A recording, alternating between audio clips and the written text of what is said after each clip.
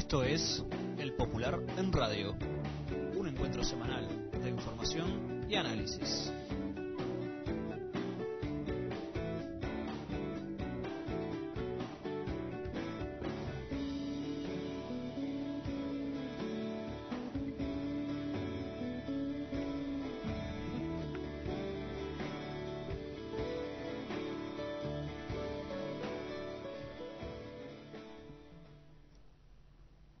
Buenos días a todas y todos. Esta es una nueva edición del Popular en Radio, un espacio de comunicación con los comunistas, los frente amplistas, los militantes sindicales y sociales y con todos los hombres y mujeres interesados en la política y en profundizar el proceso de cambios en nuestro país.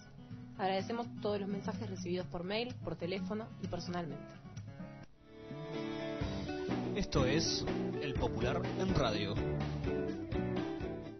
Muy buenos días, los saluda Gabriel Mazarovich como todos los domingos en CX30, la radio. Estamos compartiendo El Popular en Radio, estamos acá comentando con el compañero Marcos que se tiró terrible bomba de agua y promete que va a seguir. Así que este calor aflojaría un poco, le decimos a todos los que se estén preparando para salir o algo que está aquí por lo menos en Montevideo lloviendo. Vamos a tener un programa muy cargado de cosas hoy, así que sin mayores introducciones nos vamos a ir a presentarlo. Antes le quiero mandar un gran abrazo a todos mis compañeras y compañeros de la agrupación del Popular que salimos a pintar el viernes, a dar respuesta rápida a esta aberración de la más aberrante aún Suprema Corte de Justicia, de trasladar a la jueza Mota, y hicimos 3 muros ahí en la zona del Palacio Legislativo y de Fernández Crespo, en una experiencia colectiva de respuesta interesante, y exhortamos a todas las compañeras y compañeros oyentes que hagan lo mismo. Si cada uno por lo menos en su casa, en su barrio, en su entorno, en su comité de empresa, de fábrica, con los compañeros que tiene en el barrio nomás, se junta y pintamos 2 o 3 muros por barrio, la cosa, aunque no podamos entrar en otros lados, va a estar buena, ¿no? Creo que depende de nosotros. Ahí estuvimos pintando solidaridad con la jueza Mota, los impunes no pasarán. Se invita a la creatividad, pero me parece una linda consigna que además salió ahí al pie del muro con los compañeros. Este domingo vamos a compartir un repaso por la situación internacional que está muy cargadita de acontecimientos, sobre todo en América Latina. Estamos mirando ahora, empezaron las elecciones en Ecuador, están votando los ecuatorianos en el exterior, allí sí, no como aquí que tenemos el atraso que los uruguayos que viven en el exterior no pueden votar. En Ecuador, como en casi todos los países del mundo, los ecuatorianos que residen en el exterior votan, están votando en Australia, en España, en un montón de lados más. Además vamos a analizar justamente el desplazamiento de la jueza Mariana Mota, decidido por la Suprema Corte de Justicia, y finalmente compartiremos una entrevista con el senador y secretario general del Partido Comunista del Uruguay, Eduardo Lorié, sobre la situación del Ministerio de Salud Pública y un conjunto de cuestiones políticas más. Como ven, estamos cargaditos hoy, así que sin más vamos a compartir esta hora de comunicación. Esto es El Popular en Radio.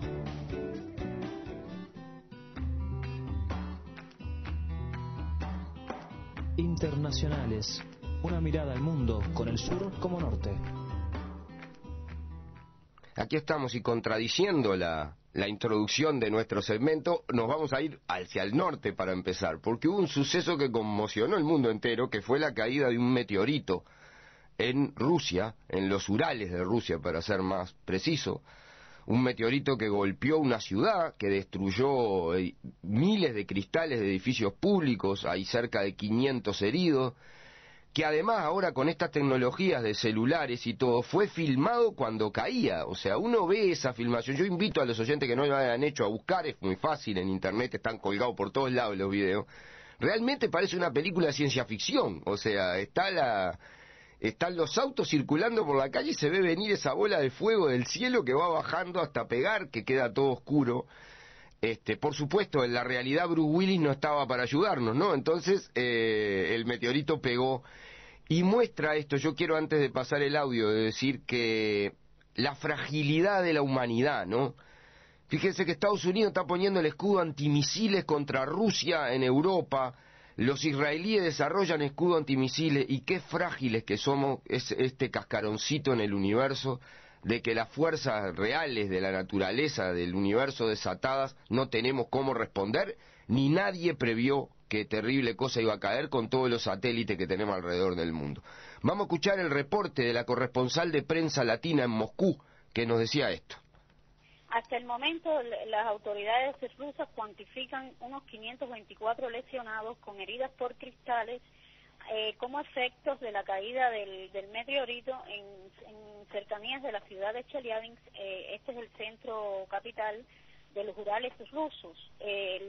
Por supuesto que el fenómeno celestial ha sido un efecto que ha impresionado y ha creado pánico en la población. Los testigos no se hablan de todos los destrozos que ha causado, fundamentalmente rompimientos de cristales en edificios públicos, viviendas, escuelas, hospitales, hasta desprendimiento de un techo y paredes de una fábrica, sino también el pánico, la impresión que ha causado entre los pobladores. Muchos testigos hablan de que habitantes de ciudades en alrededores de Chelyabinsk han decidido abandonar sus casas creyendo que se trataría de una guerra, porque ha sido impresionante, como todos los fenómenos astronómicos, que no son fenómenos que se observan habitualmente, sino una vez cada cierto tiempo.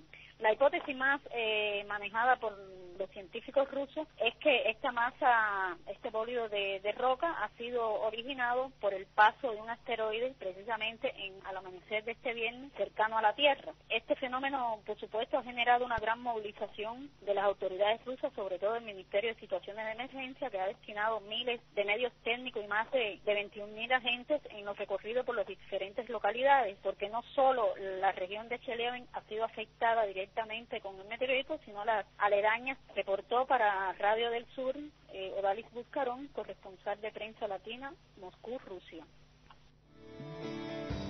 Esto es El Popular en Radio. Era el reporte de la compañera Odalis de Prensa Latina desde Moscú. Prensa Latina, recomendamos que busquen el portal de Prensa Latina. Hay muy buena información, en particular sobre el tercer mundo, sobre América Latina, África y Asia, con una visión completamente distinta a la inmundicia que nos tenemos que tragar todos los días por televisión y por prensa escrita. Tienen buenos reportes y ahora le han agregado radio y televisión. Es un portal que vale la pena mirar con una mirada muy distinta sobre el mundo. La Prensa Latina, agencia histórica fundada nada más ni nada menos que por Ernesto Che Guevara, para empezar la batalla de ideas desde Cuba revolucionaria, y sigue ahí, aunque muchos de nosotros nos olvidemos que existe y nos perdamos ese tamaño caudal de información y de historia de análisis que hay. Nos venimos para América Latina. El pueblo ecuatoriano está convocado hoy, como decíamos, a participar en las elecciones generales para elegir al presidente, al vicepresidente y a 136 integrantes de la Asamblea Nacional, el Parlamento ecuatoriano. En Ecuador, para ganar la presidencia, el candidato triunfador debe obtener el 50% más uno de los votos o el 40% de estos, con una diferencia de 10 puntos sobre el segundo. Es decir, hay una diferencia de acá. Si uno pasa el 40% y le lleva 10 puntos al segundo, gana la elección, aunque no llegue al 50%, y se evita una segunda vuelta ridícula como la que tuvimos que hacer anterior con Lacalle, que no le podía ganar de ninguna manera a Mujica, aunque él soñaba, ¿no? El actual mandatario ecuatoriano, Rafael Correa, es favorito en todas las encuestas, que como promedio le dan 30 puntos de diferencia con el segundo, que el apoyo oscila entre el 60 y el 53%, o sea que ganaría en primera vuelta de cualquier manera, pero bueno, después están los votos, ¿no? Las encuestas son las encuestas, la realidad es la realidad. El segundo es un empresario multimillonario de derecha, Guillermo Lasso.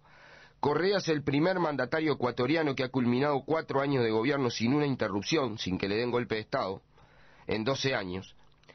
Y aunque en el 2010, como todos ustedes recordarán, sufrió un intento de golpe de Estado e incluso estuvo secuestrado y el ejército tuvo que pelear a balazos con la policía para liberarlo. Vamos a compartir unos fragmentos, el cierre en particular, el cierre del discurso del acto de cierre de Rafael Correa en Quito. Escuchémoslo. Como hemos dicho a través de esta campaña, este no es el proyecto de una persona. El proyecto político no se llama Rafael Correa, no se llama Lenín Moreno, no se llama Jorge Glass, ni siquiera los tres juntos. El proyecto político es de cambio profundo, histórico, de la patria, este cambio de época que vive el Ecuador. se llama Revolución Ciudadana. Así que, compas del alma, este 17 de febrero con infinito amor, a votar no por una persona, no por un nombre, no por un binomio presidencial, por un proyecto político, la Revolución Ciudadana en las urnas, Alianza País, lista 35, este domingo, Boletín del Alma, todito 35. Esto es El Popular en Radio.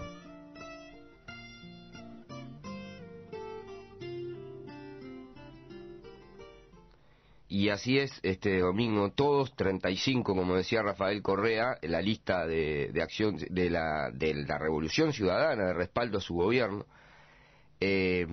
Para darles algunos piques nomás, para que ustedes vean el acto de cierre de Rafael Correa, cómo está segmentada la sociedad ecuatoriana igual, ¿no? Fue en Quito, la capital, zona andina, de mayoría indígena, y los dos actos de los dos principales candidatos de la oposición, que ojo, entre los dos andarían sumando un 20-25% de los votos, el expresidente Lucio Gutiérrez, golpista, y Lasso, fueron en Guayaquil, que es la ciudad puerto de Ecuador, son en la zona del Pacífico, y que tradicionalmente ha sido puesta donde está la gran guita de la oligarquía ecuatoriana, y que además no tiene población indígena, y es donde está el poder económico en realidad de Ecuador. Hasta en eso, hasta los cierres de campaña se muestran las diferencias allí. Seguimos en América Latina, nos vamos a Colombia, donde se cumple un complejo proceso de paz, que toda América Latina está apostando a que salga bien, salvo algunos sectores reaccionarios como el del expresidente Uribe y Estados Unidos, que quieren seguir con su plan Colombia de guerra, ¿no? La guerrilla ha dado un nuevo paso unilateral para ayudar a este proceso. La ex senadora y activista del movimiento Colombianos y Colombianas por la Paz, Piedad Córdoba, anunció en el correo de esta semana la entrega de 2 policías y un soldado retenidos por las Fuerzas Armadas Revolucionarias de Colombia, FARC, que podría realizarse en estos precisos momentos, en estos días. Piedad Córdoba precisó que el lunes pasado recibió las coordenadas para la entrega y se acordó una reunión en el Comité Internacional de la Cruz Roja y el viceministro de Defensa Bedoya. Escuchemos parte de la declaración de Piedad Córdoba y veamos qué está pasando allí en el hermano país. Lo que aquí tenemos que garantizar es tanto la vida de quienes lo entregan a las personas como de las personas que se van a entregar, es decir, los 2 policías y el soldado. El protocolo de liberación ya está también además aceptado por las FARC, no le veo ningún inconveniente al mismo, o sea que esto es muy rápido. Yo creo que si esta tarde estamos todos como de acuerdo en lo que se tiene que hacer, los sitios, la lejanía o no de los mismos, pues muy rápidamente, antes de que finalice el fin de semana, podríamos estar pensando en que ellos regresen a sus hogares. Esto es El Popular en Radio. Vamos, 15 minutos de programa, ya hemos dado un repaso virtual por el mundo tratando de hacer el centro en el sur, en las cosas que no se hablan, por ejemplo en este proceso de paz en Colombia, cuyo diálogo se está desarrollando en Cuba entre el gobierno y la FARC y que está siendo resistido por sectores de la oligarquía colombiana, guerreristas vinculadas al narco, vinculadas a los paramilitares, y por Estados Unidos, que tiene las 7 bases en Colombia y que este proceso de paz le resultaría una muy mala noticia para su estrategia de injerencia y de desestabilización continental. Nos vamos ahora cerquita, seguimos por ahí, nos vamos hasta Venezuela. Allí esta semana se produjeron varias noticias importantes. En primer lugar se informó detalladamente del estado de salud del presidente Hugo Chávez Frías, señalando que está evolucionando favorablemente y que la infección respiratoria que sufrió obligó a una traqueotomía, que es lo que le dificulta hablar, y por lo tanto eso explica también parte de sus no apariciones públicas ni en audio, ni siquiera, no solo en video.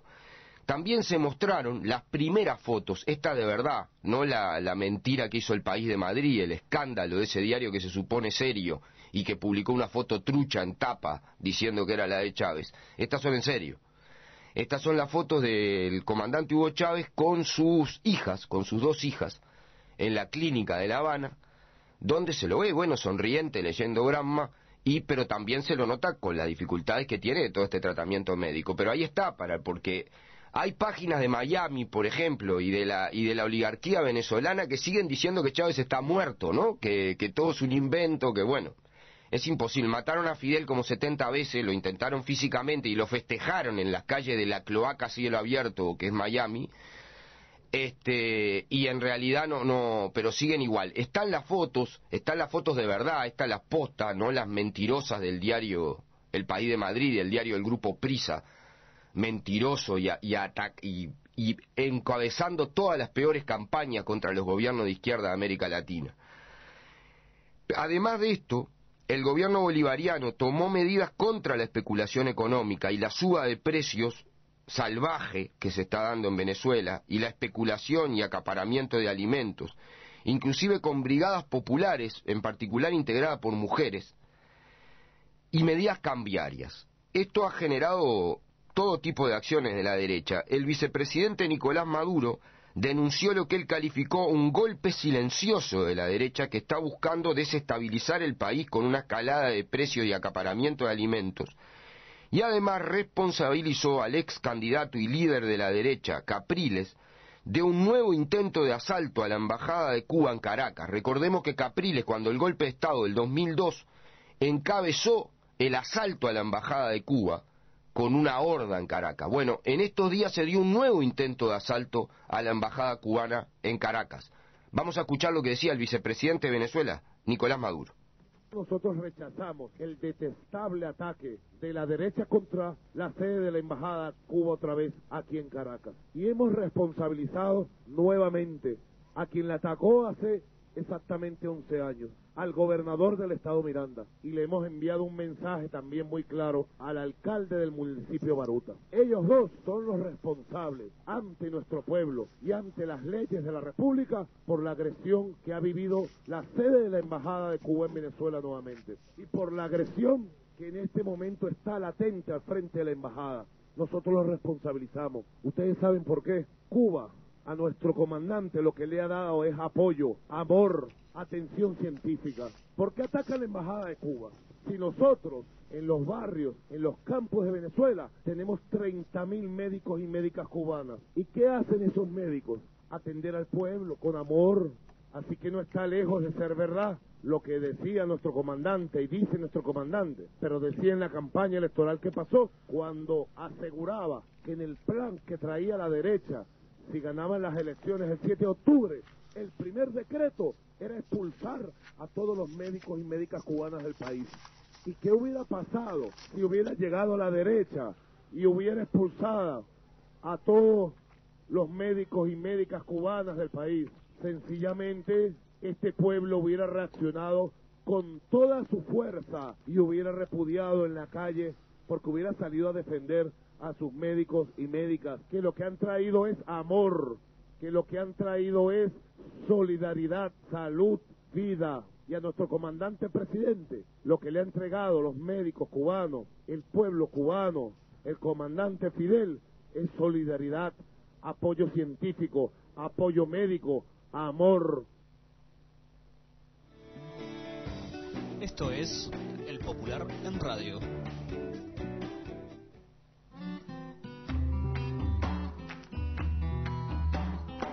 Derechos humanos. La lucha por verdad y justicia no cesa. Volvemos para aquí, para Uruguay, después de esta recorrida por América Latina, por nuestros hermanos países de la región. Bueno, todos ustedes manejan, saben, no vamos a introducir demasiado. La Suprema Corte de Justicia, en una decisión repudiable, trasladó del ámbito penal al ámbito civil a la jueza Mariana Mota. La jueza Mariana Mota es una de las juezas más destacadas en la investigación, el trabajo, la persecución y el juzgamiento a los violadores de derechos humanos durante la dictadura y el terrorismo de Estado. Es la que ha aplicado, una de las que más ha aplicado con rigor, con honestidad, las leyes uruguayas, las leyes internacionales y el intento de llegar a la verdad. Ha tenido procesamientos como en el caso de Nibia Zabalzagaray, del asesinato en tortura de la querida compañera de la Juventud Comunista Nibia Zabalzagaray, enviando a prisión al primer general en actividad, el general Dalmao. Y también, entre otros, ha juzgado el caso Perrini, que fue uno de los que más le ha generado problemas porque fue el expediente que le pidieron, ha encabezado inspecciones en varias reparticiones militares, entre ellas en el batallón 13 de infantería por primera vez, el conocido como el Infierno Grande, donde funcionaba el galpón de la OCOA, el 300 Carlos, donde fueron torturados y torturadas miles de compañeras y compañeros. Nosotros decíamos, salimos de pintadas, va a haber muchas más pintadas. Me llegaban mensajes ahora preguntando si eso es una consigna oficial. No, no es una consigna oficial. Es la que nos salió para pintar y nos parece que está buena porque hay que solidarizarse con la jueza y además decirle a los impunes que están festejando, al abogado del centro militar, a los delincuentes que él defiende, a los asesinos, torturadores, secuestradores de niños y violadores que no van a pasar, que acá vamos a seguir. Esto también demuestra las complejidades de la lucha contra la impunidad, los vericuetos que pueden haber y la necesidad de mantenerse alerta en la calle y movilizados y no ser comentaristas mirando por televisión.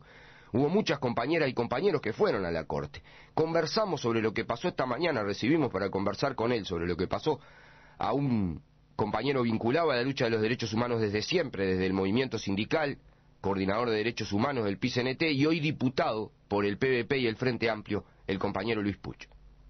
Estamos con el compañero, primero que nada compañero y además diputado frente amplista Luis Puch, al cual queremos mucho y no es secreto para nadie. Así que muy buenos días y un abrazo grande, Luis. Buen día, Gabriel, y un fuerte abrazo para vos y los compañeros. En primer lugar, Luis, ¿qué valoración tenés de esta decisión de la Suprema Corte de Justicia de trasladar nada menos que a la jueza Mariana Mota, que tiene a cargo uno de los principales grupos de juicios de violaciones a los derechos humanos, a la justicia civil? Bueno, en primer lugar, creo que es una decisión que solo puede beneficiar a los violadores a los derechos humanos.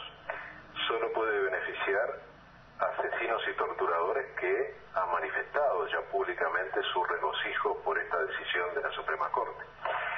Cuando se produjo el traslado, cuando le fue comunicado a la doctora Mariana Mota ese traslado, en realidad se tornaba bastante incomprensible por qué razón la Suprema Corte de Justicia trasladaba a una jueza que viene cumpliendo a cabalidad con todas las normas legales uruguayas y con los convenios internacionales que son ley en Uruguay, y que una jueza que se ha preparado para poder analizar, investigar, resolver sobre los temas y que ha entendido la lógica del terrorismo de Estado, porque no es fácil hacer todo un proceso que permita entender cómo se vincularon los distintos hechos del terrorismo de Estado, cómo operó el Estado como aparato criminal durante todo el periodo de la dictadura. Y sin duda que el papel que ha desarrollado Mariana Mota durante 7 años a cargo del juzgado penal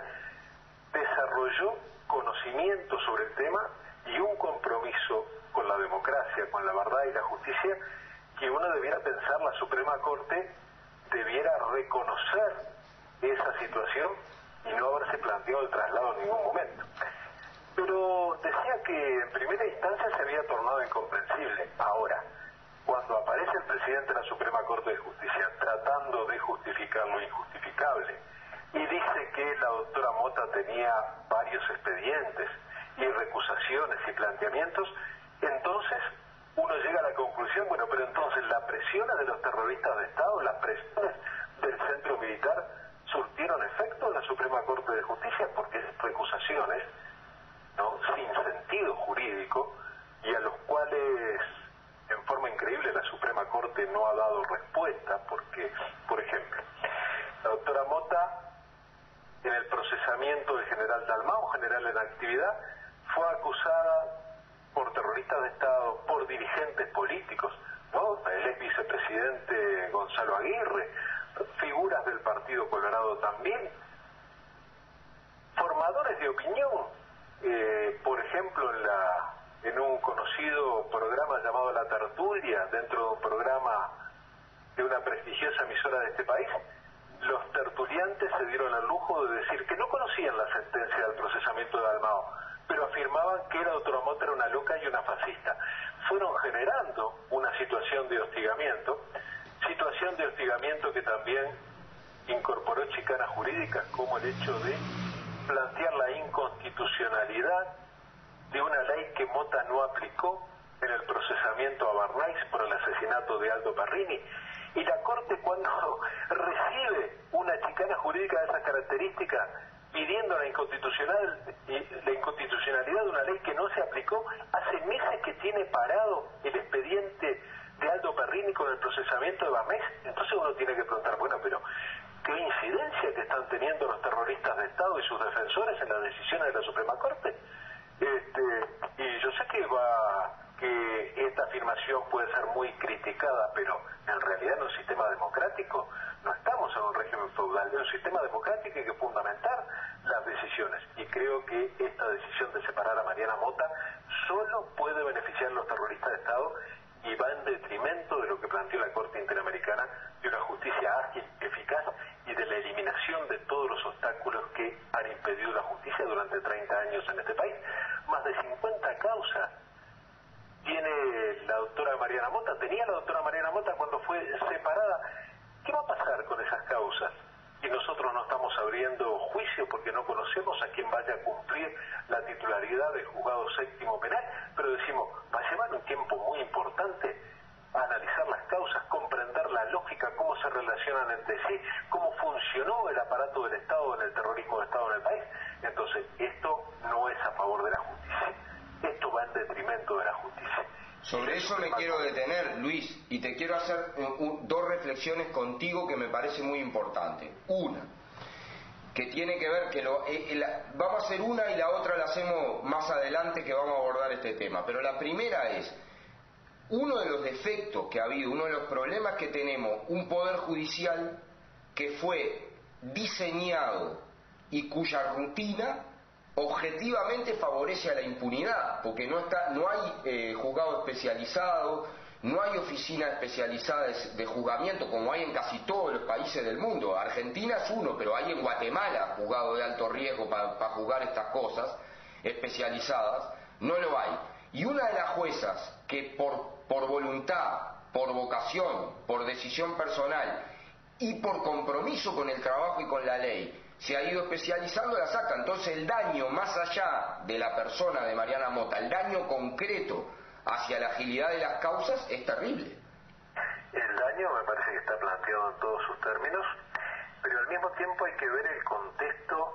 Yo escuchaba las declaraciones del representante del centro militar, que lo he definido desde hace mucho tiempo y creo que se hacía una cueva de torturadores, que planteaba que hay que estar muy atentos, que se felicitan por el traslado de la doctora Mota, por habérsela sacado de las causas, y que van a estar muy atentos a la actuación de la jueza que asuma en ese juzgado. Un tono que uno podría decir, pero este señor piensa que sigue estando en dictadura, que puede decir que va a analizar con detalle, que es un tono amenazante, que está presionando a la justicia, porque ya se felicitó el centro militar de que haya sido separada Mota del cargo, y ahora dice que van a monitorear a la futura jueza que se haga cargo. Bueno, en realidad acá hay que hablar con mucha claridad. Acá se está presionando a la justicia, y después de la declaración del presidente de la Suprema Corte uno dice, pero bueno, parece que algunas de las presiones surtieron efecto, ¿no? Luis, ¿qué valoración haces en ese marco de los sucesos ocurridos el viernes en la Suprema Corte de Justicia? La presencia de efectivos policiales, el enfrentamiento con los manifestantes. ¿Qué te parece ese hecho en particular? Bueno, en primer lugar, la asunción de los magistrados es un acto público, ¿no? Era innecesaria la presencia policial.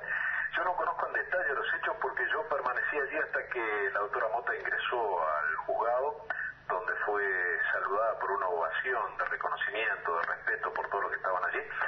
Pero después los compañeros que estuvieron más tiempo allí me informaban que en realidad la gente ingresó, pero la situación se genera a partir de la presencia de fuerzas de choque de la policía en forma... Porque además no fueron agentes policiales, eran fuerzas de choque con escudo, ¿no? Antimotines. Eran fuerzas de choque, uno dice, pero en un acto público, pero caramba, cuando se reúne la gente que viene luchando de hace años por derechos humanos, aparecen fuerzas de choque, pero en todo caso uno le cuesta pensar que hubiera fuerza de choque en las inmediaciones de la asunción, por ejemplo, del presidente de la Cámara de Industria, por ejemplo, ¿no? Ahí se ve que no hace falta, pero cuando se reúne gente que estaba reclamando por verdad y justicia y criticando una decisión de la Corte, porque la Corte no puede ser incriticable, la Corte no puede estar más allá del bien y el mal. Estamos en un sistema democrático, resulta que hay fuerzas de choque, que fue lo que generó una reacción de ese tipo. Después no conozco los detalles, no puedo opinar sobre los detalles, pero me parece absolutamente desproporcionado, injustificado la presencia de fuerzas de choque porque la gente criticara una decisión de la Suprema Corte. Me parece absurdo. Y no se puede hablar de ocupación en un acto que fue un acto público. Luis, para terminar, vamos a seguir hablando de esto. Hace años que venimos laburando juntos, codo con codo, lo vamos a seguir haciendo. Esto muestra además hasta dónde está metido el tema de la impunidad y lo difícil que es, ¿no? Hablábamos en cosas que compartimos juntos, que no hay un santo grial que termine con la impunidad, que la lucha contra la impunidad es permanente y por lo tanto la vigilancia y la movilización también tiene que ser permanente, ¿no?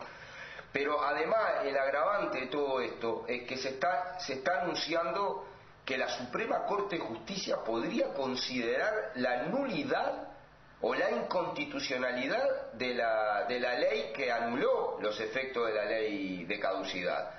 Yo quiero, antes de darte la palabra para contestar, reflexionar que, a ver, hay una situación que a mí me parece muy importante. Hay un dictamen de la Corte Interamericana de Derechos Humanos que es obligatoria para el Estado uruguayo, para todo el Estado uruguayo, es decir, también para el Poder Judicial, que es parte del Estado. Y el Poder Ejecutivo ha dado pasos para cumplir la sentencia, el Poder Legislativo dio este paso también para cumplir la sentencia, y el Poder Judicial tiene que dar lo que le corresponde, porque si no está violando un compromiso internacional del Estado uruguayo. Es así, ¿verdad? Es exactamente así, Gabriel. Como decías, hemos compartido este largo trayecto de lucha contra la impunidad, y sin duda que el partido de la impunidad sigue presente, vive y lucha, presionando, generando situaciones para poder seguir consagrando la impunidad de muchos terroristas de Estado que siguen impunes. Y este anuncio, hecho aparentemente por integrantes de la Suprema Corte, que algún medio de prensa difundió ayer, que además uno ve cómo se va desarrollando la cadena de transmisión. Se dice, se declararía inconstitucional la ley interpretativa, la ley de caducidad. Escuché en varios medios de prensa oral, y lo leí en varios medios de prensa escrito. Bueno, en primer lugar, aclarar que la ley interpretativa no está vigente. Se encargó Semproni de que no estuviera vigente, porque eso fue el proyecto de ley que se votó negativamente el 20 de mayo. Lo que se votó a posterior en octubre es la ley, como vos decías, de la imprescriptibilidad de los crímenes de la dictadura. Pero ya andan muchos reconocidos medios de prensa diciendo se va a declarar inconstitucional la ley interpretativa. No se puede declarar inconstitucional la ley interpretativa porque nunca se votó. Lo que se están hablando es de la ley de imprescriptibilidad de los crímenes, a la que vos te referías. Pero en realidad, lo que afirmaba recién es absolutamente así. El Estado uruguayo está mandatado por una decisión de la Corte Interamericana de Derechos Humanos que no es una injerencia ajena al país, que no es una actitud de tipo imperialista, que el Uruguay en forma soberana en 1985, bajo el gobierno del Dr. Sanguinetti, aprobó una ley, aprobó la convención, ratificó la convención de San José de Costa Rica, que establece que la Corte tiene jurisdicción en Uruguay. ¿Y qué dice la Corte? Bueno, justamente eso, que no se puede aplicar ningún obstáculo, ni la irretroactividad de la ley, ni la cosa juzgada, ni el no disidente juzgar 2 veces por el mismo delito. No se puede aplicar ninguno de esos obstáculos para consagrar la impunidad. Si la Suprema Corte estableciera la inconstitucionalidad de esta ley, está violando el dictamen de la Corte Interamericana de Derechos Humanos que, como vos bien decías, mandata al Estado uruguayo.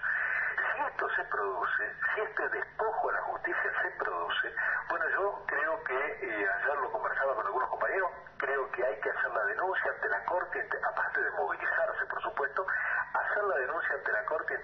de Derechos Humanos, porque nuevamente el Estado uruguayo va a tener que ser juzgado a nivel internacional, como ya fue condenado el Estado uruguayo por la vigencia durante 30 años de la ley de impunidad. Entonces, yo creo que inmediatamente, se lo comenté ayer a varios compañeros, hay que operar los mecanismos de denuncia ante la Corte Interamericana de Derechos Humanos para que analice la actitud del Estado uruguayo, porque la actitud de la Suprema Corte, en el caso que declarara inconstitucional esta ley, es violatoria del derecho internacional.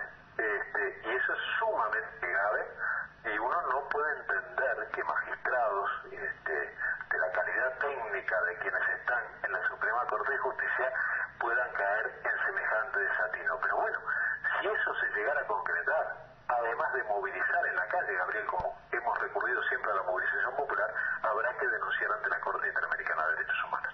Luis, yo te agradezco mucho para empezar a ubicar los tantos en esta cosa. Vamos a seguir atentamente. Ya hay pintadas de todo tipo y color por la ciudad y me decían también en ciudades del interior, y nosotros junto contigo convocamos a la gente a salir a respaldar a la jueza Mariana Mota en primer lugar, así como la atacan los impunes y los torturadores. Nosotros la tenemos que defender más allá de la decisión de la Suprema Corte de Justicia, y además a mantenerse en una alerta democrático contra esta posibilidad que sería un retroceso inaudito en el ámbito de la justicia uruguaya, ¿no? Sin duda, Gabriel, y bueno, y como siempre, el gusto de poder compartir contigo estas instancias de movilización, de denuncia y la lucha por los derechos humanos, que es en primera instancia la lucha por el futuro democrático del país, ¿no? Muchísimas gracias, hermano, y un abrazo grande. Un fuerte abrazo. Esto es El Popular en Radio.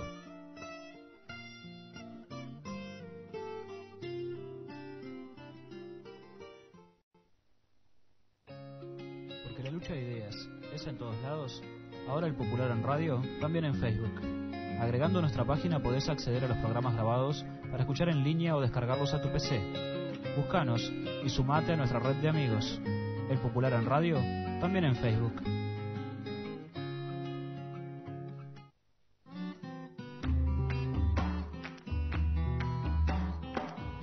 El tema de la semana. Seguimos aquí en CX30, la radio, en el Popular en Radio, y recibimos con muchísimo gusto aquí en el programa habitué de esto, desde el primer programa habitué además, a un querido compañero y amigo además, el senador y secretario general del Partido Comunista del Uruguay, Eduardo Lorien. Muy buenos días, Eduardo. Buenos días, Gabriel. Buenos días a todos los compañeros, a todos los oyentes. Un gusto estar en el programa. El otro día cuando cumplimos un año, justamente el 5 de febrero, ¿te acordás? Cumplimos un año el 5 de febrero y pasábamos, el primer programa, te pasábamos a ti con los 5 intendentes y con Tabaré cuando debutábamos en este espacio acá en CX30. Vamos a empezar, Eduardo, por lo que tenemos que empezar. En estos días se ha procesado una serie de reuniones, de decisiones muy importantes en torno a salud pública y a la continuidad o no, en primer lugar, de las medidas que impulsan la reforma de la salud, y también del compañero Jorge Venegas al frente del Ministerio de Salud Pública a partir de una denuncia del senador colorado Amorín Valle sobre que estaría inhabilitado constitucionalmente por trámites de nacionalidad para estar en ese ministerio. Algunas de las instancias las compartimos incluso. ¿Cuál ha sido la valoración que ha llevado al Partido Comunista a tomar esta decisión en el Ejecutivo del Partido Comunista reunido el miércoles pasado, y cómo se lo transmitieron al presidente Mujica?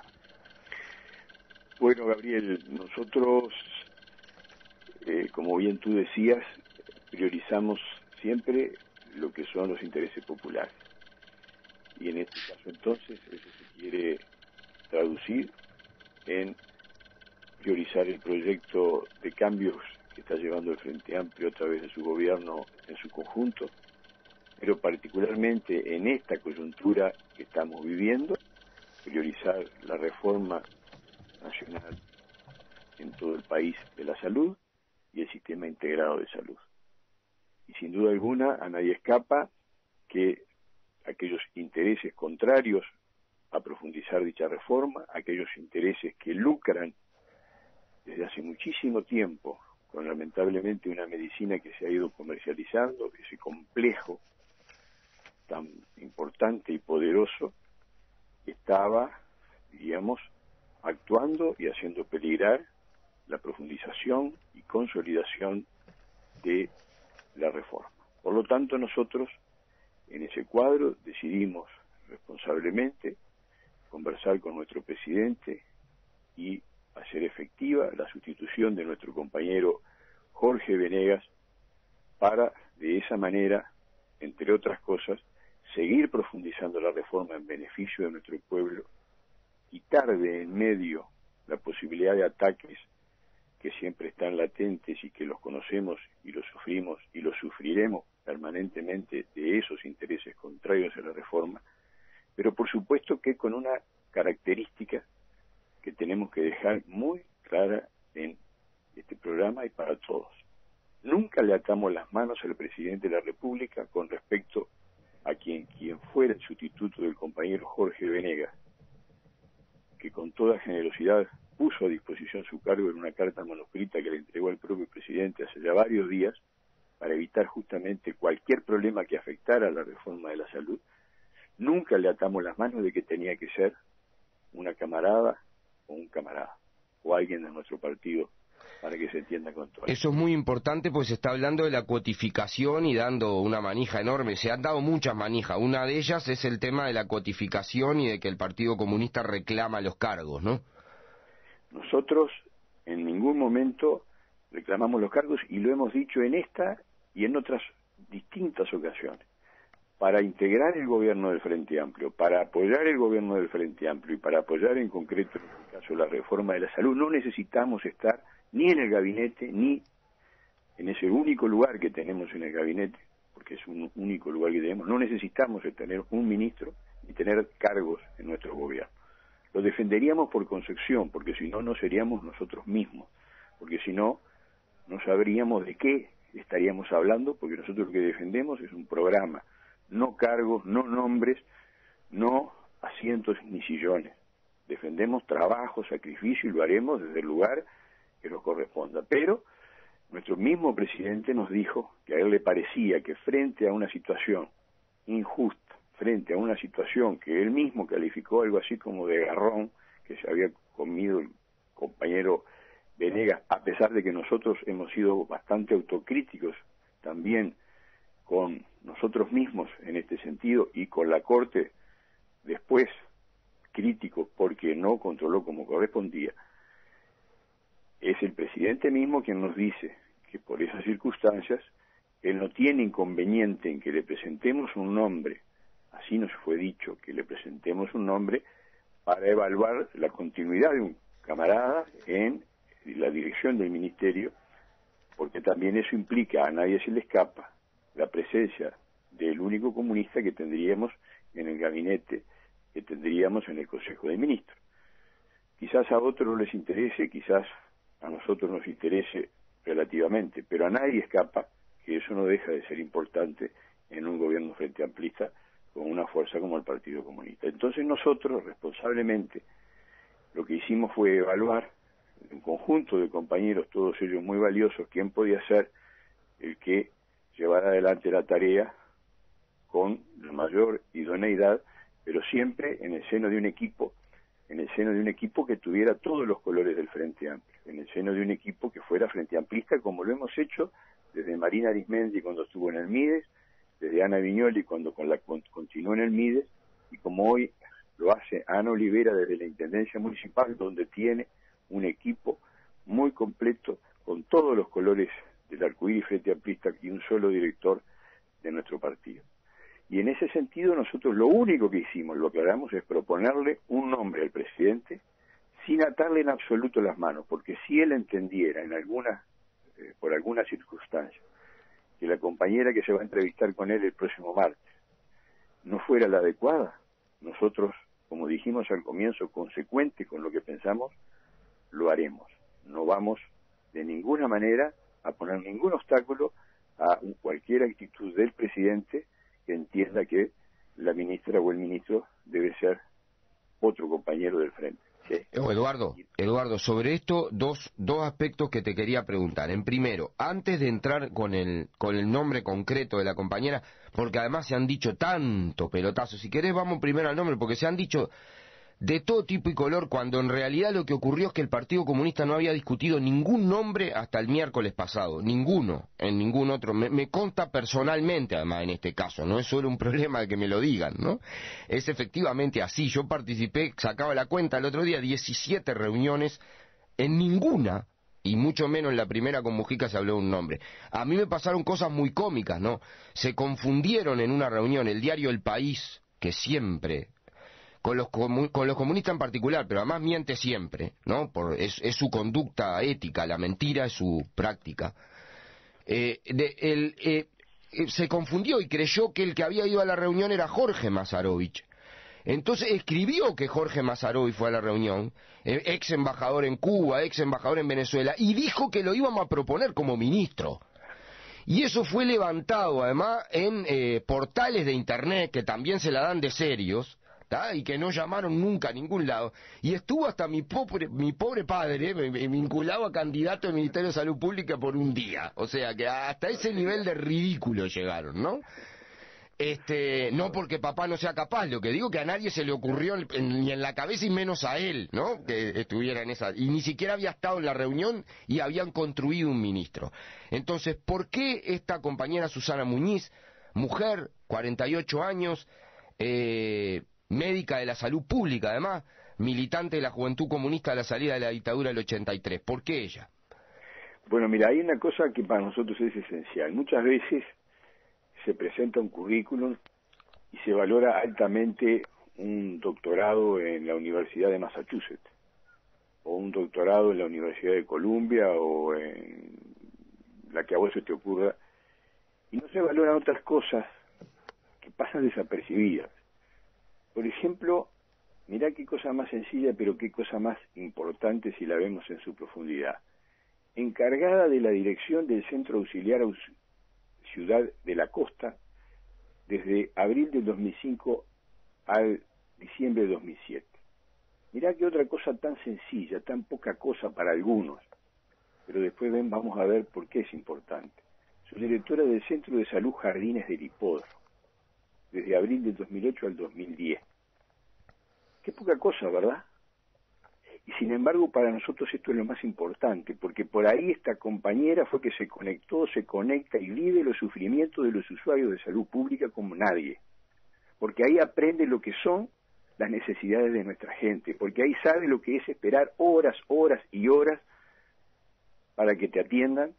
Ahí sabe lo que a veces es la falta de respeto de algunos profesionales médicos que suspenden sus visitas o sus atenciones, cosa que por supuesto no hacen cuando van a la actividad privada, porque allí bien actúan como buenos soldados, pero aquí se olvidan de lo necesario. Ella vivió, sabe, conoce cuando no hay un medicamento, cuando no hay una ambulancia para trasladar, sabe lo que es el monstruo por dentro, está en la primera línea de combate con respecto a eso, y su lucha para mejorar eso, para superar estos inconvenientes que muchas veces no son solo externos, sino que son propios nuestros y de las estructuras burocráticas que hemos ido creando, eso es un mérito para nosotros mucho más importante que cualquier doctorado, que también los tiene, porque hablando de doctorados, ella tiene un diploma de posgrado de gestión en servicios de salud que se lo dio la Universidad de la República,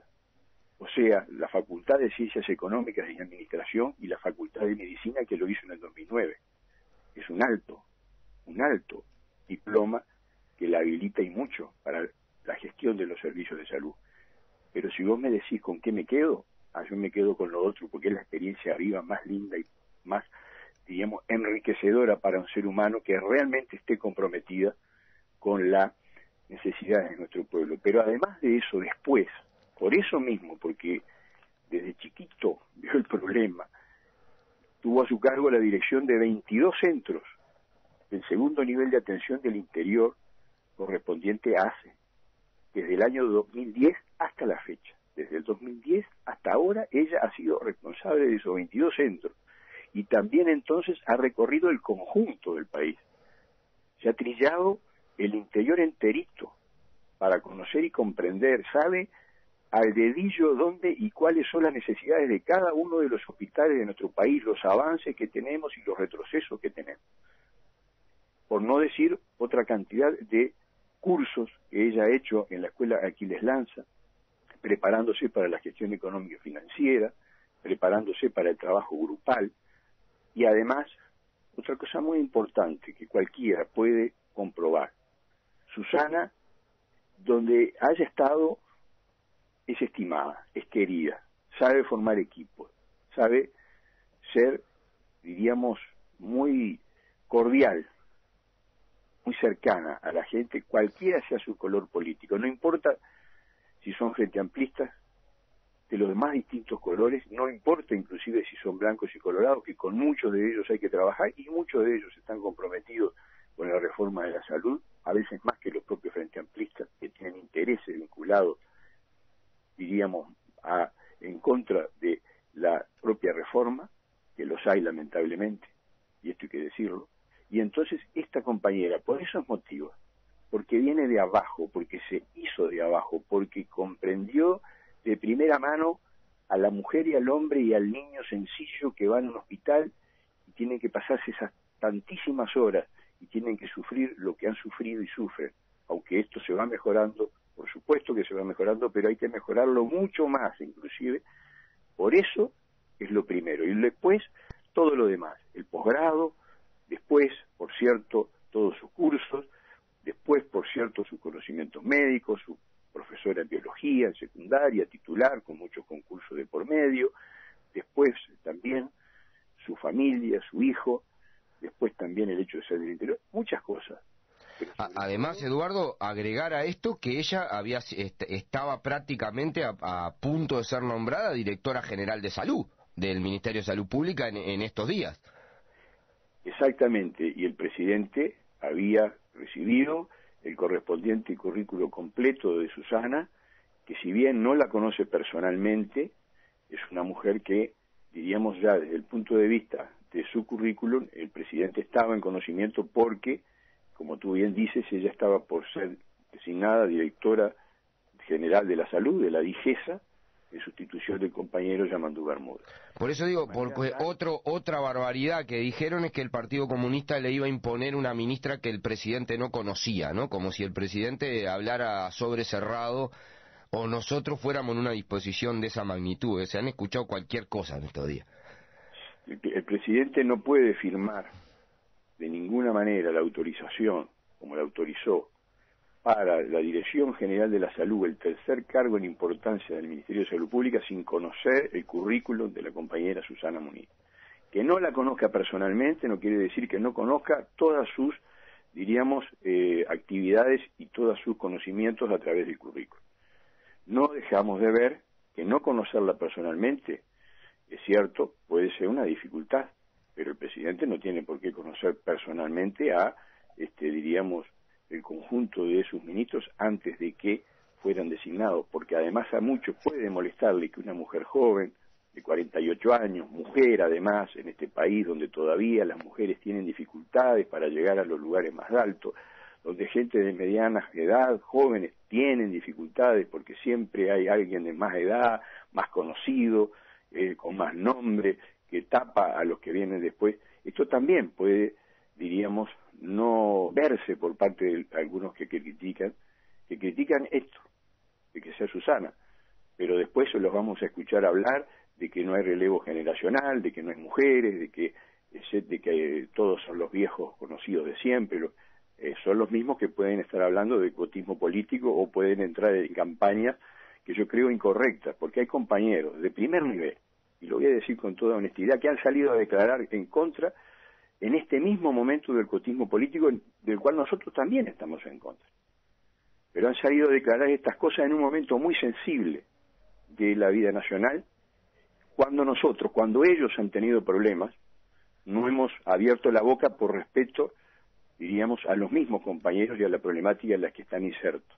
No los hemos escuchado, sin embargo, salir a defender en ningún momento al compañero Venegas ni a su actividad, ni tampoco al ataque furibundo anticomunista, antifrente amplista, fuera de todo nivel cloacal de Amorín Valle. Nunca lo escuchamos a varios de nuestros compañeros, y hay que decirlo también, salir a decir absolutamente nada de eso.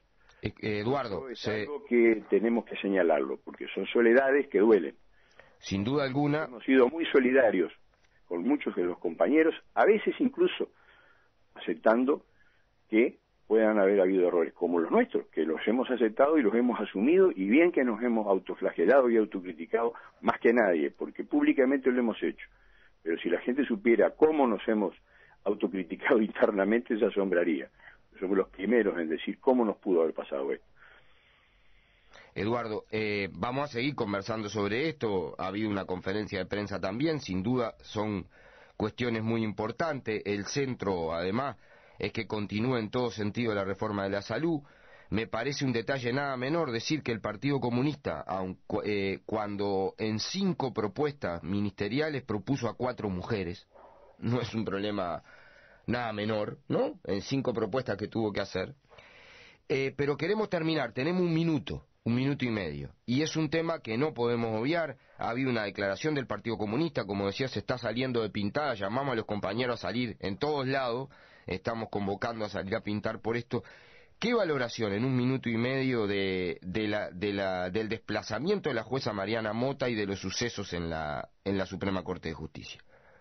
La primera cosa, la presencia en la manifestación de ese día de 3 camaradas del Comité Central y del Comité Ejecutivo, Ana Viñoli, Lile Caruso y Teresita Bentancur. Para aquellos que salieron a vociferar que no había representantes, para nosotros, yo no pude estar porque estaba justamente con reuniones vinculadas a este tema de la salud, que como tú bien dices, Autito consumió 17 reuniones, a mí me consumió 50.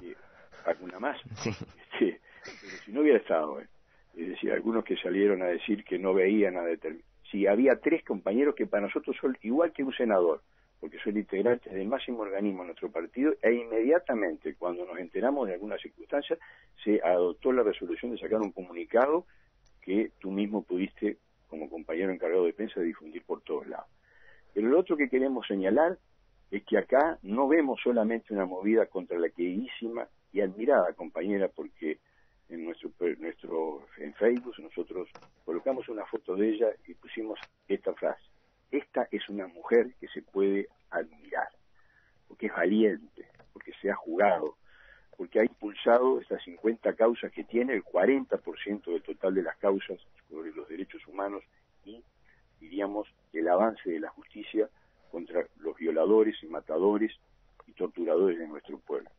Pero yo creo que tenemos que avanzar un poco más, y uno lo percibe por las redes y por comentarios y conversaciones, que la gente toda sospecha que hay algo más acá. Este es el sistema mismo, en su más profunda, diríamos, vertiente, la que se está moviendo. Es el sistema mismo, a través de algunos mecanismos como pueden estar instalados, infiltrados en la justicia uruguaya, que se mueve, porque hay vacas sagradas que este sistema no tolera que se toquen. Esas vacas sagradas para la defensa del orden económico-social, de las relaciones de producción que hoy significan concentración todavía enorme de la riqueza en un polo y muy poca distribución en el otro, ese orden tiene vacas sagradas como en la India. Hay 2. La primera son los derechos humanos contra y no tocar a los fascistas, no tocar a los rinocerontes, como bien dijo el canciller Almagro, porque ellos son en última instancia la defensa última que tiene el sistema. Entonces, no tocarlo, no molestarlo. Y por ahí pasa una cuestión que también hay que relacionarla con una amenaza potencial que ya debemos de estar preparados: tocar la ley que anuló la ley de impunidad. Ese es un gravísimo problema que tenemos por delante. Y bueno, si esto pasó con el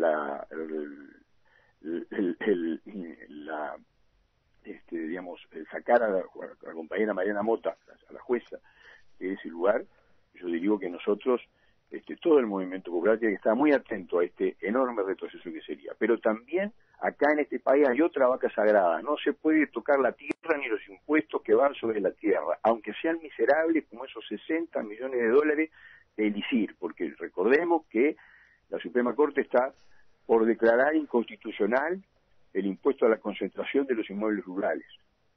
Apenas 60 millones que iban a ir para las intendencias municipales, para los intendentes de todos los colores políticos, para arreglarle las carreteras donde salen sus propios productos. Ni eso.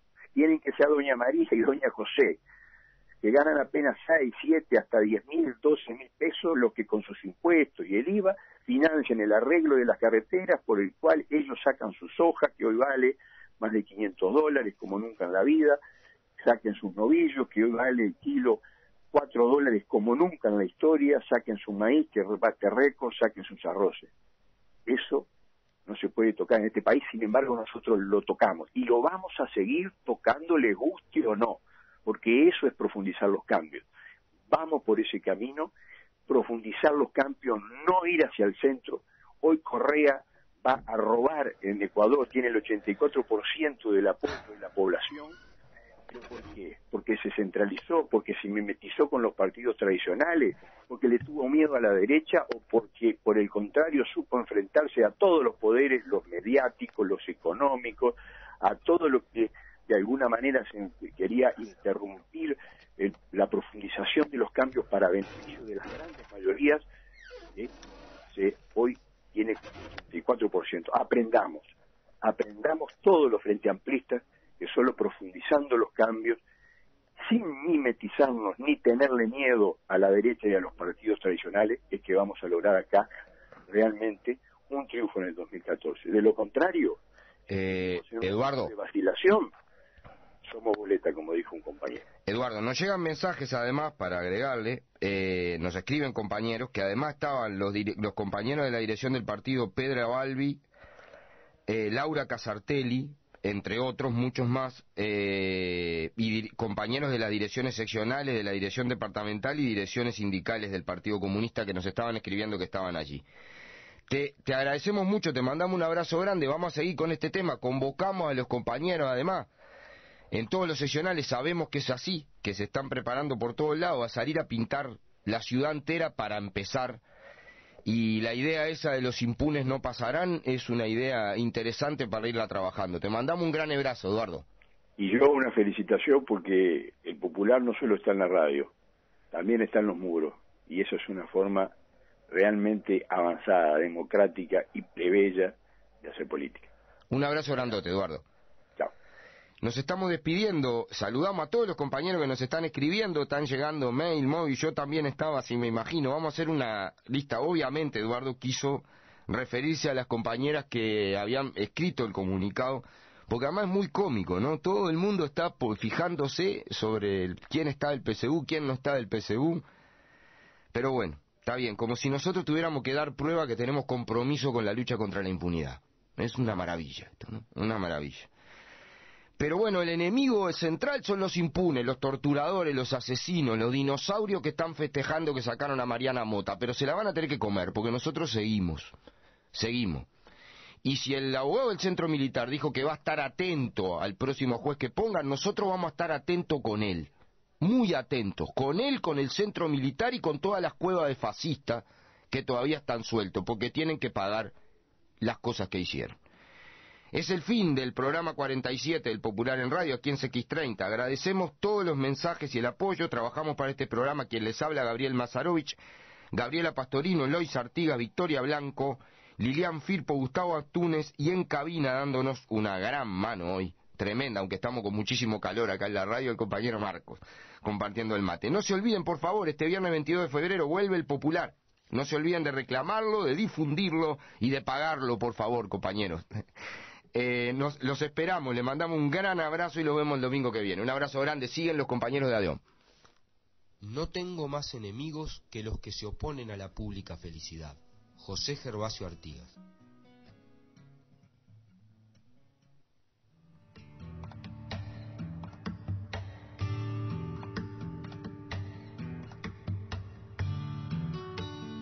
Esto fue El Popular en Radio.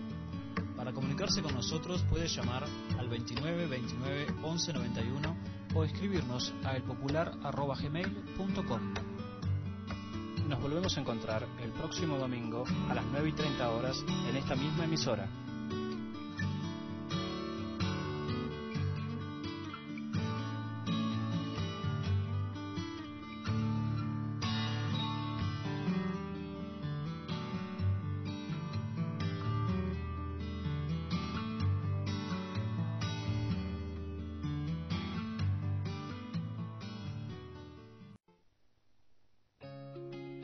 lucha de ideas es en todos lados, ahora el Popular en Radio, también en Facebook.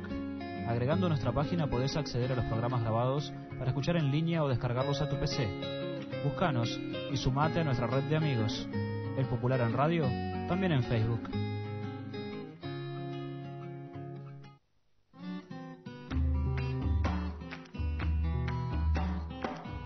El tema de la semana. Seguimos aquí en CX30, la radio, en el Popular en Radio, y recibimos con muchísimo gusto aquí en el programa, habitué de esto, desde el primer programa habitué además, a un querido compañero y amigo además, el senador y secretario general del Partido Comunista del Uruguay, Eduardo Lorien. Muy buenos días, Eduardo. Buenos días, Gabriel.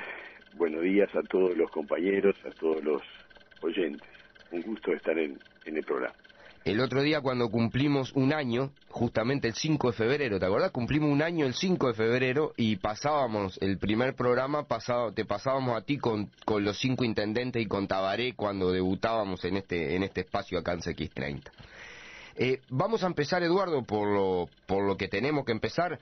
En estos días se ha procesado una serie de reuniones, de decisiones muy importantes en torno a salud pública y a la continuidad o no, en primer lugar, de las medidas que impulsan la reforma de la salud y también del compañero Jorge Venegas al frente del Ministerio de Salud Pública a partir de una denuncia del senador colorado Amorín Valle sobre que estaría inhabilitado constitucionalmente por trámites de nacionalidad para estar en ese ministerio. Algunas de las instancias las compartimos incluso.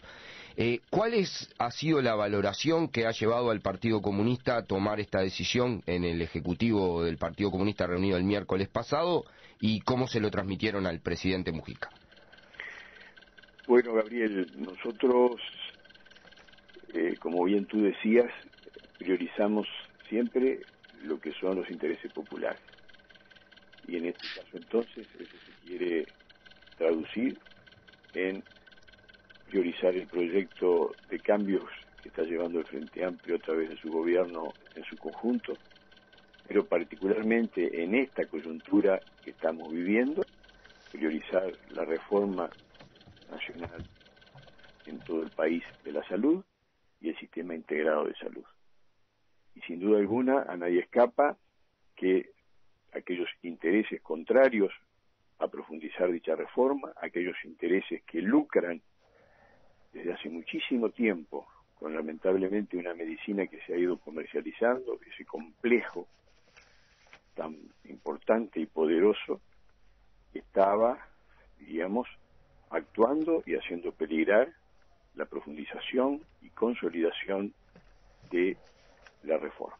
Por lo tanto, nosotros en ese cuadro decidimos responsablemente conversar con nuestro presidente y hacer efectiva la sustitución de nuestro compañero Jorge Venegas para, de esa manera, entre otras cosas, seguir profundizando la reforma en beneficio de nuestro pueblo, quitar de en medio la posibilidad de ataques que siempre están latentes y que los conocemos y los sufrimos y los sufriremos permanentemente de esos intereses contrarios a la reforma, pero por supuesto que con una característica que tenemos que dejar muy clara en este programa y para todos. Nunca le atamos las manos al presidente de la República con respecto a quien fuera el sustituto del compañero Jorge Venegas, que con toda generosidad puso a disposición su cargo en una carta manuscrita que le entregó al propio presidente hace ya varios días para evitar justamente cualquier problema que afectara a la reforma de la salud. Nunca le atamos las manos de que tenía que ser una camarada o un camarada o alguien de nuestro partido, para que se entienda con todo. Eso es muy importante porque se está hablando de la cuotificación y dando una manija enorme. Se han dado muchas manijas. Una de ellas es el tema de la cuotificación y de que el Partido Comunista reclama los cargos, ¿no? Nosotros en ningún momento reclamamos los cargos y lo hemos dicho en esta y en otras distintas ocasiones.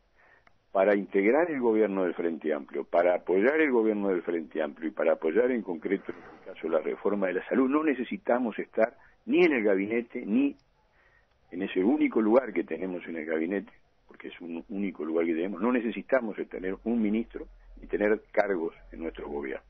Lo defenderíamos por concepción, porque si no, no seríamos nosotros mismos, porque si no, no sabríamos de qué estaríamos hablando, porque nosotros lo que defendemos es un programa, no cargos, no nombres, no asientos ni sillones. Defendemos trabajo, sacrificio, y lo haremos desde el lugar que nos corresponda. Pero nuestro mismo presidente nos dijo que a él le parecía que frente a una situación injusta, frente a una situación que él mismo calificó algo así como de garrón que se había comido el compañero Venegas, a pesar de que nosotros hemos sido bastante autocríticos también con nosotros mismos en este sentido, y con la Corte después críticos porque no controló como correspondía, es el presidente mismo quien nos dice que por esas circunstancias él no tiene inconveniente en que le presentemos un nombre, así nos fue dicho, que le presentemos un nombre para evaluar la continuidad de un camarada en la dirección del ministerio, porque también eso implica, a nadie se le escapa, la presencia del único comunista que tendríamos en el gabinete, que tendríamos en el Consejo de Ministros. Quizás a otros no les interese, quizás a nosotros nos interese relativamente, pero a nadie escapa que eso no deja de ser importante en un gobierno frente amplista con una fuerza como el Partido Comunista. Entonces nosotros, responsablemente, lo que hicimos fue evaluar un conjunto de compañeros, todos ellos muy valiosos, quién podía ser el que llevara adelante la tarea con la mayor idoneidad, pero siempre en el seno de un equipo, que tuviera todos los colores del Frente Amplio, en el seno de un equipo que fuera frente amplista, como lo hemos hecho desde Marina Arismendi cuando estuvo en el Mides, desde Ana Viñoli cuando continuó en el Mides, y como hoy lo hace Ana Olivera desde la Intendencia Municipal, donde tiene un equipo muy completo con todos los colores del arcoíris frente amplista y un solo director de nuestro partido. Y en ese sentido nosotros lo único que hicimos, lo que hagamos, es proponerle un nombre al presidente sin atarle en absoluto las manos, porque si él entendiera por alguna circunstancia que la compañera que se va a entrevistar con él el próximo martes no fuera la adecuada, nosotros, como dijimos al comienzo, consecuente con lo que pensamos, lo haremos. No vamos de ninguna manera a poner ningún obstáculo a cualquier actitud del presidente que entienda que la ministra o el ministro debe ser otro compañero del frente. Sí. Eduardo, sobre esto dos aspectos que te quería preguntar. En primero, antes de entrar con el nombre concreto de la compañera, porque además se han dicho tanto pelotazo, si querés vamos primero al nombre, porque se han dicho de todo tipo y color, cuando en realidad lo que ocurrió es que el Partido Comunista no había discutido ningún nombre hasta el miércoles pasado, ninguno, en ningún otro. Me consta personalmente, además, en este caso, no es solo un problema de que me lo digan, ¿no? Es efectivamente así. Yo participé, sacaba la cuenta el otro día, 17 reuniones, en ninguna, y mucho menos en la primera con Mujica, se habló de un nombre. A mí me pasaron cosas muy cómicas, ¿no? Se confundieron en una reunión el diario El País, que siempre, con los comunistas en particular, pero además miente siempre, ¿no? Es su conducta ética, la mentira es su práctica. Se confundió y creyó que el que había ido a la reunión era Jorge Masarovich. Entonces escribió que Jorge Masarovich fue a la reunión, ex embajador en Cuba, ex embajador en Venezuela, y dijo que lo íbamos a proponer como ministro. Y eso fue levantado además en portales de internet que también se la dan de serios, y que no llamaron nunca a ningún lado, y estuvo hasta mi pobre padre me vinculado a candidato del Ministerio de Salud Pública por un día, o sea que hasta ese nivel de ridículo llegaron, ¿no? No porque papá no sea capaz, lo que digo que a nadie se le ocurrió ni en la cabeza y menos a él, ¿no? Que estuviera en esa, y ni siquiera había estado en la reunión y habían construido un ministro. Entonces, ¿por qué esta compañera Susana Muñiz, mujer, 48 años, médica de la salud pública, además, militante de la Juventud Comunista a la salida de la dictadura del 83. ¿Por qué ella? Bueno, mira, hay una cosa que para nosotros es esencial. Muchas veces se presenta un currículum y se valora altamente un doctorado en la Universidad de Massachusetts, o un doctorado en la Universidad de Columbia, o en la que a vos se te ocurra, y no se valoran otras cosas pasan desapercibidas. Por ejemplo, mirá qué cosa más sencilla, pero qué cosa más importante si la vemos en su profundidad.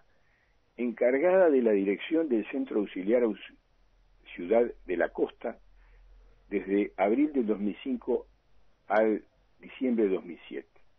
Mirá que otra cosa tan sencilla, tan poca cosa para algunos, pero después vamos a ver por qué es importante. Su directora del Centro de Salud Jardines del Hipódromo, desde abril del 2008 al 2010. Qué poca cosa, ¿verdad? Y sin embargo, para nosotros esto es lo más importante, porque por ahí esta compañera fue que se conectó, se conecta y vive los sufrimientos de los usuarios de salud pública como nadie. Porque ahí aprende lo que son las necesidades de nuestra gente, porque ahí sabe lo que es esperar horas, horas y horas para que te atiendan.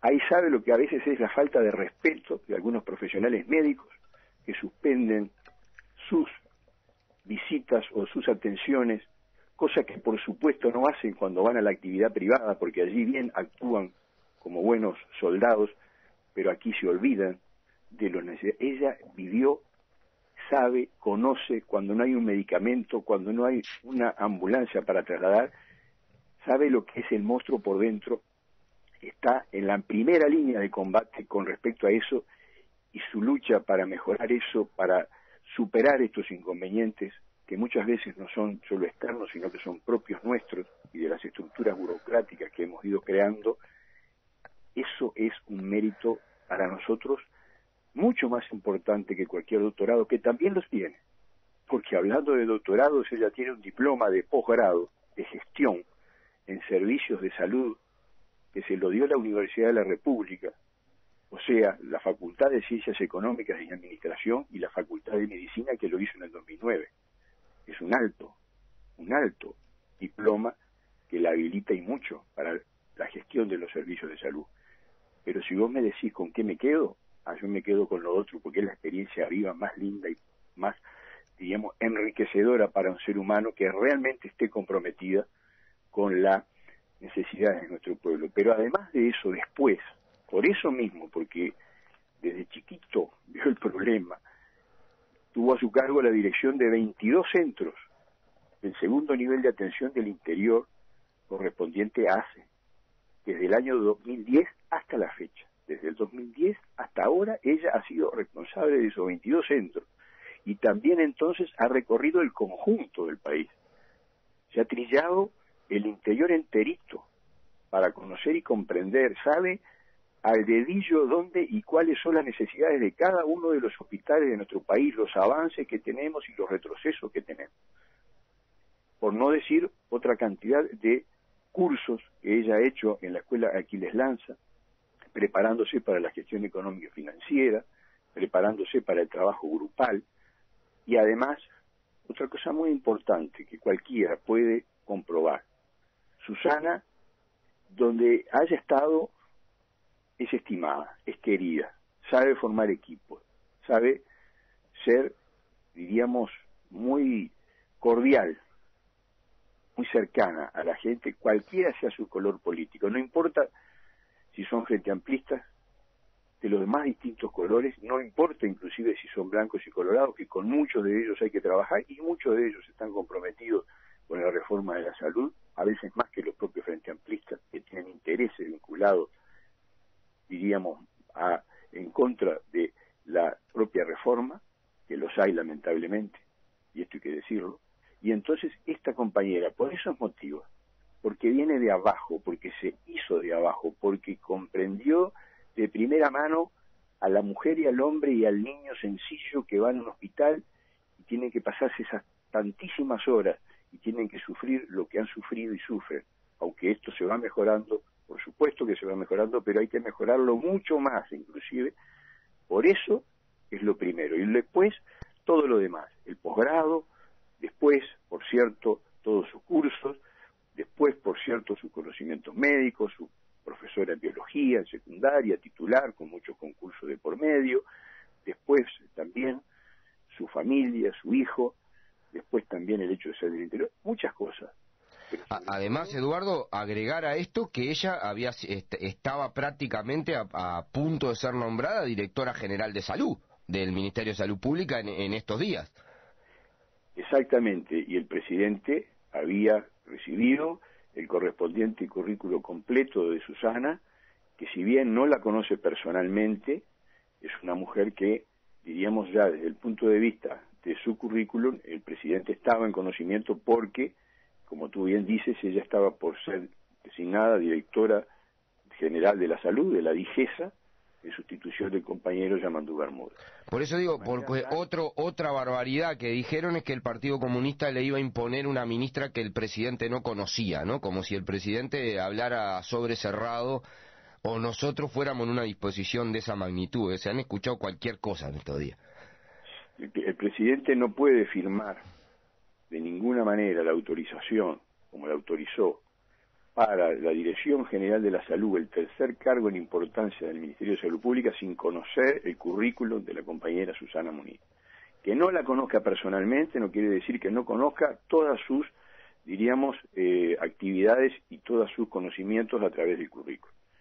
No dejamos de ver que no conocerla personalmente, es cierto, puede ser una dificultad, pero el presidente no tiene por qué conocer personalmente a, diríamos, el conjunto de sus ministros antes de que fueran designados, porque además a muchos puede molestarle que una mujer joven, de 48 años, mujer además, en este país donde todavía las mujeres tienen dificultades para llegar a los lugares más altos, donde gente de mediana edad, jóvenes, tienen dificultades porque siempre hay alguien de más edad, más conocido, con más nombre, que tapa a los que vienen después. Esto también puede, diríamos, no verse por parte de algunos que critican esto, de que sea Susana, pero después los vamos a escuchar hablar de que no hay relevo generacional, de que no hay mujeres, de que todos son los viejos conocidos de siempre, son los mismos que pueden estar hablando de cuotismo político o pueden entrar en campañas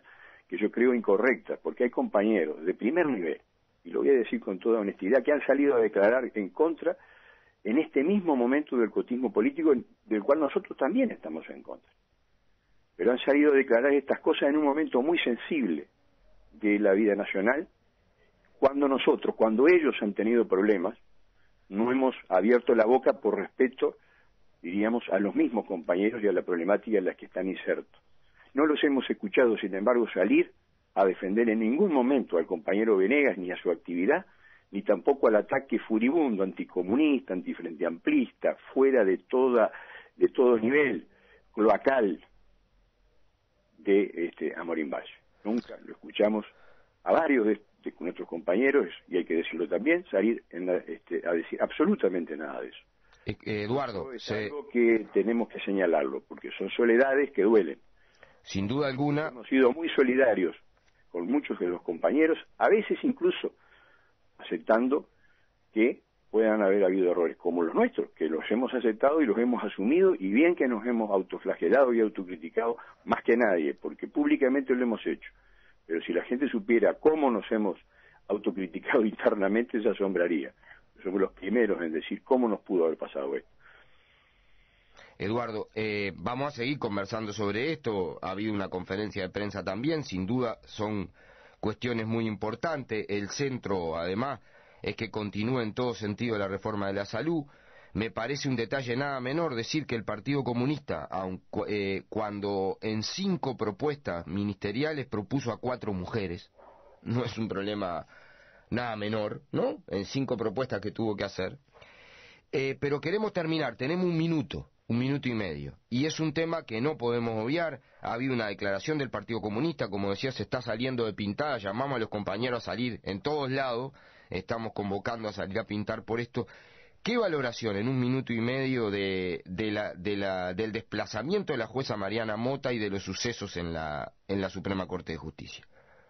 La primera cosa, la presencia en la manifestación de ese día de 3 camaradas del Comité Central y del Comité Ejecutivo, Ana Viñoli, Lile Caruso y Teresita Bentancur. Para aquellos que salieron a vociferar que no había representantes, para nosotros, yo no pude estar porque estaba justamente con reuniones vinculadas a este tema de la salud, que como tú bien dices, Autito consumió 17 reuniones, a mí me consumió 50.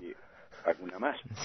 Sí. Pero si no hubiera estado Es decir, algunos que salieron a decir que no veían a determinados. Sí, había 3 compañeros que para nosotros son igual que un senador, porque son integrantes del máximo organismo de nuestro partido, e inmediatamente, cuando nos enteramos de alguna circunstancia, se adoptó la resolución de sacar un comunicado que tú mismo pudiste, como compañero encargado de prensa, difundir por todos lados.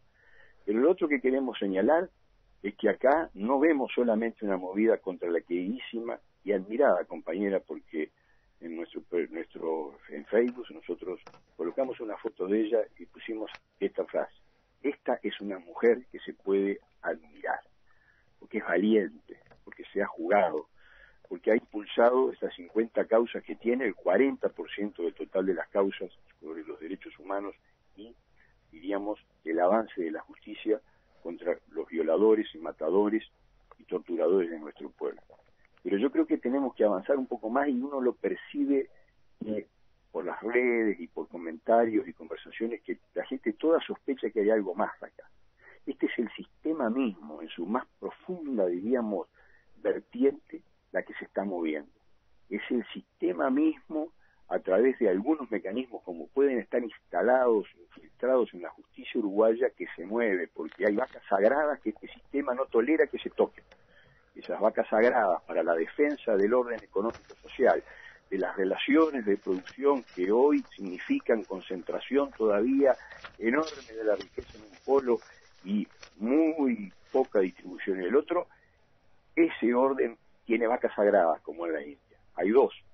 La primera son los derechos humanos contra y no tocar a los fascistas, no tocar a los rinocerontes, como bien dijo el canciller Almagro, porque ellos son en última instancia la defensa última que tiene el sistema. Entonces, no tocarlo, no molestarlo. Y por ahí pasa una cuestión que también hay que relacionarla con una amenaza potencial que ya debemos de estar preparados: tocar la ley que anuló la ley de impunidad. Ese es un gravísimo problema que tenemos por delante. Y, bueno, si esto pasó con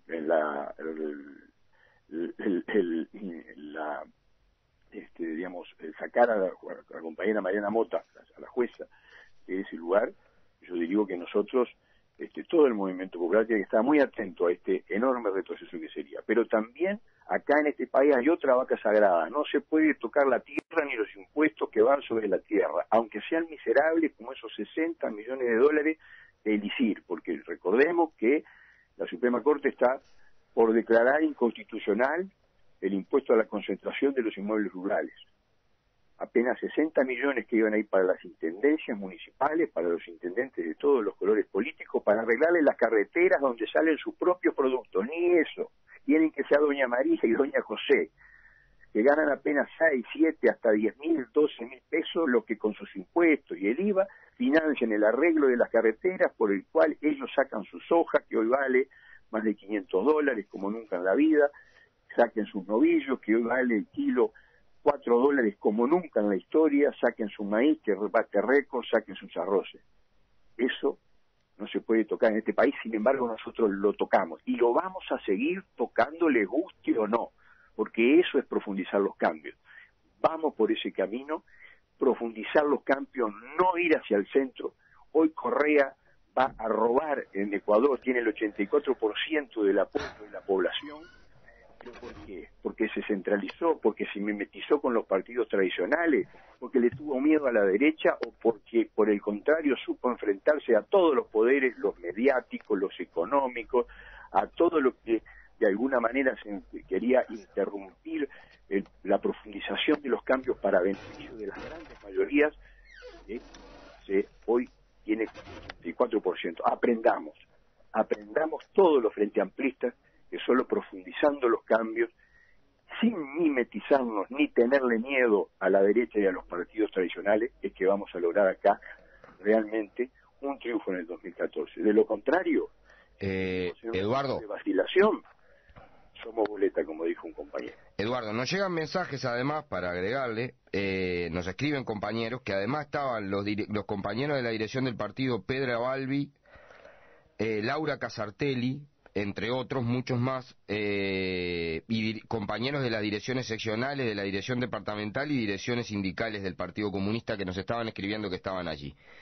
Te agradecemos mucho, te mandamos un abrazo grande, vamos a seguir con este tema, convocamos a los compañeros además, en todos los sesionales sabemos que es así, que se están preparando por todos lados a salir a pintar la ciudad entera para empezar, y la idea esa de los impunes no pasarán es una idea interesante para irla trabajando. Te mandamos un gran abrazo, Eduardo. Y yo una felicitación porque el Popular no solo está en la radio, también está en los muros, y eso es una forma realmente avanzada, democrática y plebeya de hacer política. Un abrazo grandote, Eduardo. Chao. Nos estamos despidiendo, saludamos a todos los compañeros que nos están escribiendo, están llegando mail, móvil, yo también estaba, así me imagino, vamos a hacer una lista. Obviamente Eduardo quiso referirse a las compañeras que habían escrito el comunicado, porque además es muy cómico, ¿no? Todo el mundo está fijándose sobre quién está del PSU, quién no está del PSU, pero bueno, está bien, como si nosotros tuviéramos que dar prueba que tenemos compromiso con la lucha contra la impunidad. Es una maravilla esto, ¿no? Una maravilla.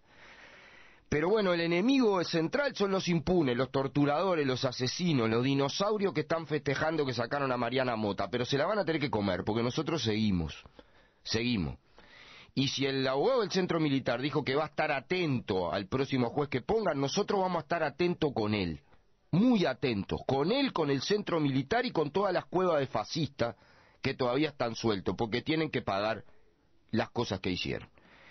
Es el fin del programa 47 del Popular en Radio, aquí en CX30. Agradecemos todos los mensajes y el apoyo. Trabajamos para este programa quien les habla, Gabriel Mazarovich, Gabriela Pastorino, Eloy Artigas, Victoria Blanco, Lilian Firpo, Gustavo Antúnez, y en cabina dándonos una gran mano hoy, tremenda, aunque estamos con muchísimo calor acá en la radio, el compañero Marcos, compartiendo el mate. No se olviden, por favor, este viernes 22 de febrero vuelve el Popular. No se olviden de reclamarlo, de difundirlo y de pagarlo, por favor, compañeros. Los esperamos, les mandamos un gran abrazo y los vemos el domingo que viene. Un abrazo grande, siguen los compañeros de ADEOM. No tengo más enemigos que los que se oponen a la pública felicidad. José Gervasio Artigas.